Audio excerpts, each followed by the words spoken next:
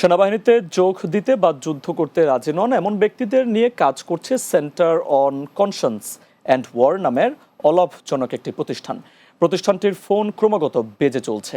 মার্কিন সৈন্যরা ফোন করে বলছেন তারা ইরানের বিরুদ্ধে যুদ্ধে অংশ নিতে চান না।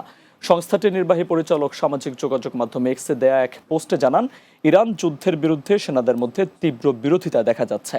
তিনি এই পরিস্থিতিতে তুলনা করেন 2003 সালের ইরাক আক্রমণের সময়কার বিরোধিতার সঙ্গে।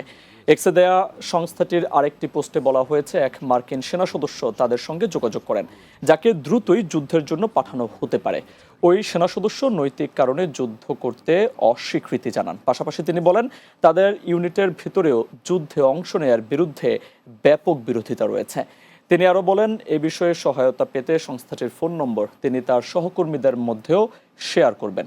পোস্টটিতে আরও উল্লেখ করা হয়, দক্ষিণ ইরানের একটি বালিকা বিদ্যালয়ে বোমা হামলা এবং আন্তর্জাতিক জলসীমায় ইরানি জাহাজে আক্রমণের ঘটনাকে ঘিরে অনেক মার্কিন সেনার মধ্যেই তীব্র ক্ষোভ তৈরি হয়েছে।